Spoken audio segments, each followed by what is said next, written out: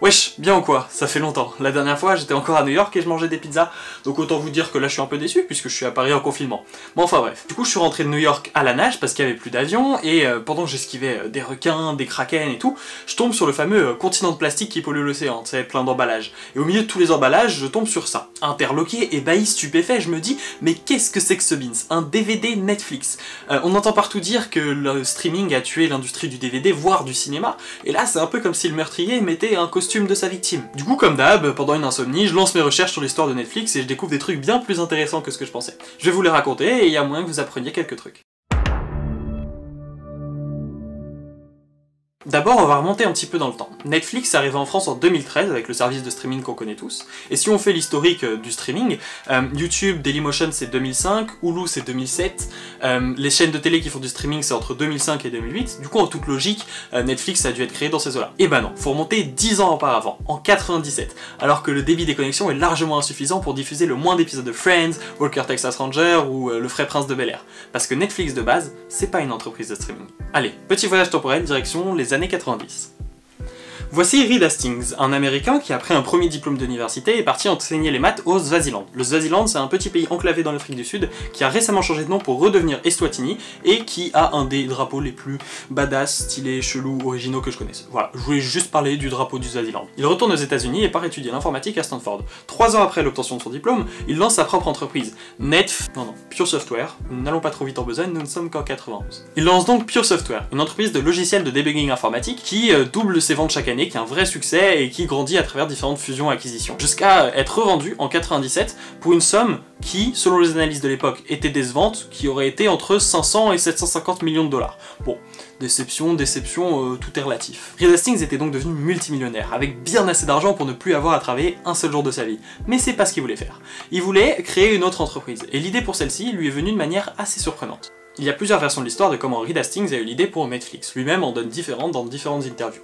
Celle qui revient le plus souvent, c'est qu'en 97, Hastings, alors qu'il était déjà multimillionnaire, a oublié de rendre à temps la cassette du film Apollo 13 qu'il avait loué à un vidéoclub. Il a pris une amende, et il a eu tellement honte de cette amende qu'il n'a pas osé le dire à sa femme. 40 $ l'amende, rien comparé à sa fortune. Mais personne n'aime prendre des amendes. Aussi multimillionnaire que tu sois, personne n'aime ça. Mais la plupart des gens, ils se disent « Oh, c'est chiant, je vais la payer ». Lui, il s'est dit « Ah ouais, bah je vais révolutionner votre industrie et vous pourrez plus jamais une seule fois mettre une amende ». C'est ainsi qu'en 97, Reed Hastings avec son associé Mark Randolph crée Netflix, avec un logo, il faut se l'avouer, un peu moins stylé qu'aujourd'hui et un site web, disons, rétro. Bon, les années 90, ça va 2 minutes, moi je retourne dans le présent. Et là parlons rapidement de stratégie et de paris fous. Reed Hastings veut créer un service, remplaçant les vidéoclubs, simplifiant la démarche de louer un film et empêchant d'avoir des pénalités de retard. Problème, on est en 97, donc le streaming, technologiquement, c'est même pas la peine d'en parler. Et à l'époque, en 97, les gens regardent des films sur des VHS. Une VHS, c'est impossible à envoyer par la poste, c'est beaucoup trop gros, beaucoup trop lourd. 3 ans plus tôt, à Taïwan, Sony a fait une innovation énorme, le lecteur de DVD. Les DVD, techniquement, ça serait possible à envoyer par la poste. Mais Taïwan, c'est loin, 3 ans, c'est court, et 97, c'est la première année où un lecteur DVD a été vendu aux États-Unis. Seulement 1% des foyers américains en possédaient, ça coûtait entre 600 et 800 $. Chez Netflix, ils avaient calculé qu'il fallait que 20% des foyers américains en aient un pour que l'entreprise puisse être rentable. Mais Hastings a voulu parier sur l'avenir et a décidé que Netflix serait une entreprise d'envoi de DVD par la poste. Oui, Netflix a commencé par envoyer des DVD par la poste. S'en suivirent plein de recherches afin de trouver le meilleur catalogue possible ainsi que le meilleur format d'enveloppe pour envoyer des DVD. Et en avril 98, le premier DVD Netflix fut envoyé. Cette phrase peut paraître étrange tant ce que Netflix propose aujourd'hui diffère de ça. Mais ce qui va caractériser l'évolution de Netflix entre cette époque-là et aujourd'hui, ça est assez à l'image de cette décision de proposer des DVD et pas des cassettes. Des choix fous, mais payants car visionnaires et en avance sur leur époque. C'est comme ça qu'un an après son lancement, Netflix décide de changer complètement de business model, abandonnant la location par film et lançant un système d'abonnement. Aujourd'hui, ça nous paraît normal, toutes les entreprises proposent des systèmes d'abonnement pour absolument tout ce qui existe. Mais à l'époque, ça ne l'est pas. Le marché américain des DVD est archi dominé par Blockbuster, un géant de location de DVD, qui loue au film par film. Après ça, Netflix s'est pas arrêté de grandir. En 2002, ils font leur entrée en bourse, en 2003, ils atteignent 1 million d'abonnements. Ils installent des entrepôts de distribution un peu partout aux États-Unis et ils commencent à faire des recommandations personnalisées à leurs utilisateurs en fonction des films qu'ils ont déjà vus. Encore une fois, c'est quelque chose qui nous paraît banal, mais qui à l'époque est complètement révolutionnaire. Mais déjà, lors d'une interview donnée en 2005, Reed Hastings déclare Le DVD continuera à générer de forts profits dans le futur proche, mais les films sur internet arrivent et vont vite devenir un gros business. On a commencé à investir 1 à 2% de nos revenus annuels dans le développement du téléchargement de films. On veut être prêt quand la vidéo à la demande arrivera, c'est pour ça qu'on s'appelle Netflix et pas Film par la Poste. Ça ne manque pas d'arriver. En 2007, Netflix lance le service de streaming dont vous connaissez le succès. En 2012, ils s'installent en Europe, en 2013, ils commencent à produire leurs propres séries. Entre 2009 et 2014, ils ont 574% de croissance. Ce n'est pas un chiffre normal, hein. Aujourd'hui, ils ont 150 millions d'abonnés dans 190 pays. Netflix, c'est un peu devenu le synonyme de streaming de films et de séries. Et pourtant, ils continuent d'envoyer des DVD par la poste à 3 millions d'Américains. Au-delà de l'histoire sympa sur le passé de la boîte qui est amusante à raconter, je pense que c'est important d'essayer de comprendre les raisons qui ont fait le succès de cette boîte. Il y en a plein, mais j'en ai retenu 4. Putain, je devrais vraiment nommer mes vidéos comme ça. Top 4 des idées folles de Netflix. Flèche rouge, décolleté imposant, tête choquée. Ça ferait du clic. Comme on le voit à plusieurs reprises là depuis le début, Netflix ils ont été toujours très forts pour voir venir, pour anticiper les différents changements du marché, notamment le passage du physique au digitalisé. Celui-là, personne sur ce marché-là n'a réussi à le voir aussi bien, notamment Blockbuster, qui était le leader incontesté de la location de DVD. Quand Netflix va les voir en 2000 en leur proposant d'acheter Netflix pour 50 millions de dollars, Blockbuster leur rit au nez. Aujourd'hui, Netflix ça vaut 150 milliards de dollars. Blockbuster ils sont en faillite. UX, c'est User Experience. Ça fait référence à la facilité, le côté instinctif, agréable d'utilisation d'un logiciel ou d'un site. Netflix, ils ont une UX incroyable. N'importe quel enfant de 5 ans ou personne âgée de 70 ans peut l'utiliser. Il y a juste à cliquer sur une image et hop, le programme se lance. Ça a permis de ramener des gens qui étaient du côté obscur de la force. Vous savez, les sites de streaming illégaux.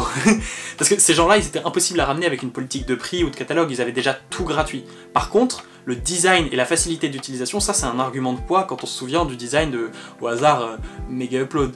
Attends, non, cliquez pas, c'est des pubs, non. Les deux premiers aspects que j'ai cités, ils expliquent comment Netflix s'est imposé face à ce qui existait déjà. Maintenant, il faut aussi comprendre comment ils ont fait pour se maintenir en position de leader face aux nouveaux arrivants, les Hulu, Apple TV, Disney+, Amazon Prime.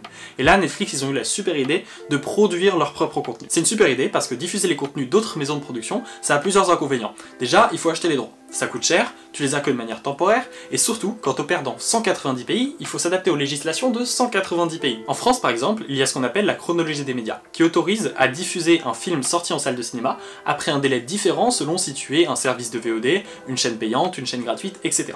Dans cette chronologie des médias, Netflix est tout en bas, et ils doivent attendre 3 ans avant de pouvoir diffuser un film sorti en cinéma. Du coup, pour ne pas avoir à diffuser que des contenus datés, Netflix a opté pour la création de son propre contenu.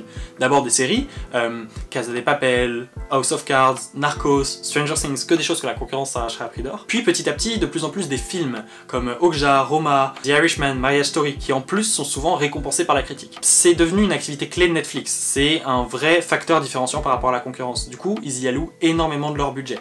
18,5 milliards l'année dernière, quand tu compares aux concurrents principaux, Amazon Prime c'est seulement 8,5 milliards, Hulu, Apple TV seulement 4,5, un quart du budget de Netflix. Enfin, une force énorme de Netflix qui ne risque pas de changer avant un moment, c'est toute la pub gratuite qu'on leur fait. En effet, en étant les premiers sur le marché, ils en sont devenus la référence, et très vite, ils sont devenus un synonyme de cette nouvelle activité. L'expression Netflix and chill, qui est rentrée dans le langage courant, en est un parfait exemple. Si vous voulez proposer ça à quelqu'un, vous n'allez pas lui dire « Hey, ça dirait qu'on aille HBO and chill chez moi ?» Ça réduirait fortement les chances de succès de l'opération. Netflix est devenu synonyme de regarder des films et des séries chez soi posés. On le voit d'ailleurs très bien avec le confinement. Regardez, la courbe des tendances de recherche pour Netflix. Ici, on a le début des rumeurs de confinement. Ici, on a l'annonce officielle. Boum, les gens savent qu'ils vont rester chez eux, premier réflexe, Netflix. Enfin, pour l'anecdote de fin, une étude de 2018 déclarait que Netflix était responsable de 15% du trafic de bande passante de la quantité d'internet utilisée mondiale. Je sais pas vous, mais moi ça me fait câbler. T'as compris, parce que câble, internet, bande passante... C'est pas avec ce genre de blague que je vais avoir mon show sur Netflix, moi. Hein. Abonne-toi.